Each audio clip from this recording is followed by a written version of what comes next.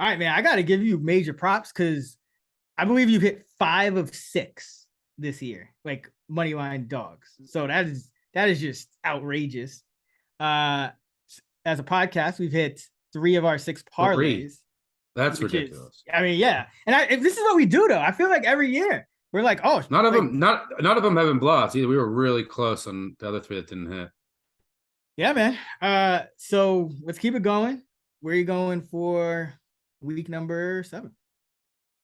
Yeah, I'm gonna go again. I look for decent matchups that I like, and then high variance dogs, and in high variance games for a number of reasons. So I'm gonna go with the Detroit Lions here against the Dallas Cowboys. Why do I think this is high variance? Obviously, bringing Dak back in over Cooper Rush has been miserable all year. I mean, the Cowboys are scoring 10 fewer points than they were scoring last year. They've gone from like 28 to 17, 18. But it's Dak Prescott's first game back. And if you recall last year against Denver, in his first game back, he was horrific at home. He finished 19 of 39 for 230 yards, was inaccurate, looked uncomfortable. That could happen here. It happens in your first game back. So we'll see. So I think that the uncertainty of what Dak will look like in his first game back creates some variance here. Also, Cowboys coming off a brutal stretch. Like they were in New York, short week, they go back to Dallas, then they fly out west. They, play an emotional game in Philly, come back home. Meanwhile, Detroit's had a bye week, and they really needed the bye. Like they were as banged up as any team in the league. So they'll be a lot healthier here. And look, their defense stinks. So you got to hope that Dak's a little off. But their offensive line is at least good. And you need that to have a shot against this Dallas defensive front. You saw even when Lane Johnson went out against Philly, it changed the entire game. The Lions have one of the best offensive lines in the NFL. That's just a massive against Dallas. So there's some matchup things, the situation off the bye with Dak just coming back. Let's roll with Detroit here. Yeah, and Amon-Ra St. Brown, I mean, being healthy, because I don't know how healthy he was in that Patriots game. I know he was out there, but first time in 15 games, we see him essentially be a non-factor. So I think having him back will be big. So yeah, I mean, I'm thinking, would you how do you feel about the +7? Like what if it got to 7.5 maybe? Yeah, if it got to 7.5, I would take it. It's just hard to know what Dak's going to look like, but there's not like he's not going to look like way better. I mean, I guess he could, but there's the downside risk is supportive of a Detroit play. So yeah, I'll probably add the Lions if it gets to 7.5. I'm assuming that the public is going to be on Dallas with, the Lions haven't looked good the last couple weeks after their bye. Before their bye, they didn't cover. They got blown out by New England. They lost at home to Seattle. Dak coming back for Dallas with this defense, like Michael Parsons, the public's probably going to support Dallas here. So yeah, if you can get 7.5, I don't mind Detroit.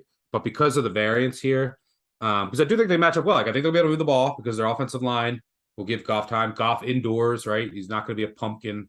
So there's a lot of things working for Detroit, who really needed that bye. Like they had so many injuries on defense and offense. So yeah, I don't mind Detroit at all here, especially if you can get 7.5.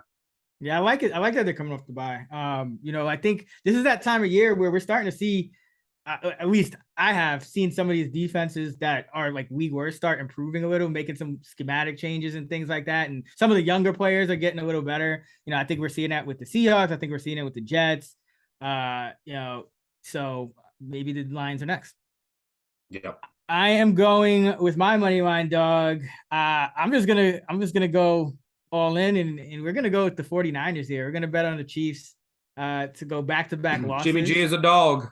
Jimmy G is a dog. Shanahan is so Kyle Shanahan, since he's been coaching the 49ers, as a money line home dog, he's won 7 of the 15. So almost half he's won straight up.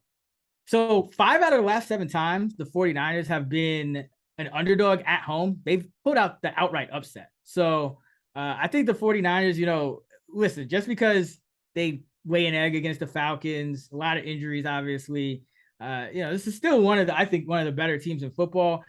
Just hoping we get enough guys back, maybe 1 or 2, maybe we get some Bosa or something like that. But I think the public is going to be pretty down on San Francisco. Nobody's really nobody wants to touch them after that loss to the Falcons, especially not against the Chiefs. But I think Chiefs still coming off, even though they didn't win, it's still coming off like an emotional game. Now they're going on the road to this Niners team that solid all around. I mean, they can exploit the Chiefs defense, which is 28th in DVOA. You still got Debo, you still got Ayuk, you still got Kittle. He's still been running pretty effectively, even without Trent Williams. And then on the other side of the ball, still a pretty talented defense, even with half the starters gone. And the Chiefs aren't the Falcons. Like, it actually might play into the 49ers hands a little bit that the Chiefs aren't going to just run the ball 50 times like the Falcons will.